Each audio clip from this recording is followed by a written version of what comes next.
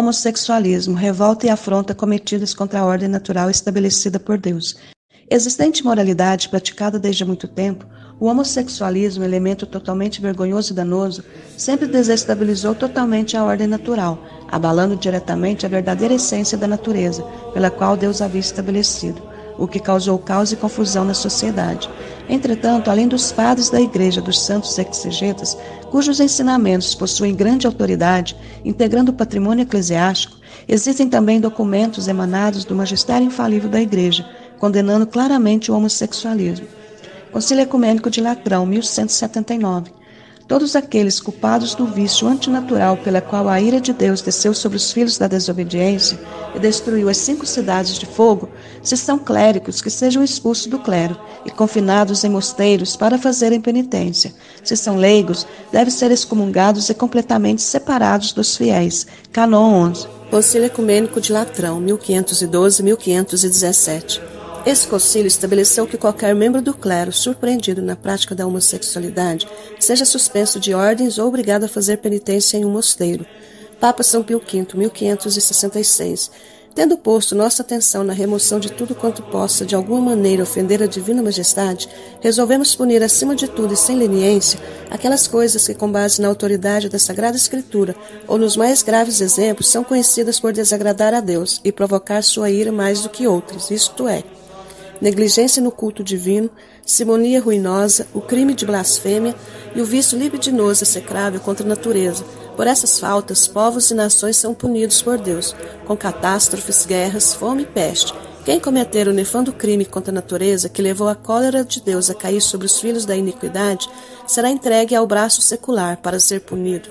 Se for clérigo, será sujeito à mesma pena depois de despojado de seu ofício. Bula cum primum. Papa São Pio V, 1568. Aquele horrendo crime pela qual as cidades corruptas e obscenas, Sodoma e Gomorra, foram queimadas por condenação divina, nos enche de amarga dor e nos estimula veementemente a reprimi-lo com o maior zelo possível. Com toda razão, o Concílio de Latrão, 1512-1517, estabelece que todo membro do clero apanhado na prática do vício contra a natureza, pela qual a cólera divina caiu sobre os filhos da iniquidade, sejam despojados de ordens clericais ou obrigados a fazer penitência em um mosteiro, para que o contágio de tão grande flagelo não se propague com maior audácia, valendo-se da impunidade, que é o maior incentivo ao pecado, e a fim de castigar mais severamente os clérigos culpados deste nefando crime, que não estejam aterrorizados com a morte da alma, decidimos que eles sejam castigados pela autoridade secular, que faz cumprir a lei. Portanto, com o desejo de adotar com maior vigor o que decretamos desde o início do nosso pontificado, bula cum primum, estabeleçamos que todo sacerdote ou membro do clero, seja secular ou regular, de qualquer grau ou dignidade, que cometa esse horrível crime, por força da presente lei, seja privado de todo o privilégio clerical, ofício, dignidade e benefício eclesiástico, e que, uma vez degradado pelo juiz eclesiástico, seja entregue à autoridade civil, para receber a mesma punição que a lei reserva aos leigos, que se lançaram neste abismo. Bula horrendo ailud celos. Catecismo Maior de São Pio X, 1910. A sodomia está classificada em gravidade logo depois do homicídio voluntário, entre os pecados que clama a Deus por vingança.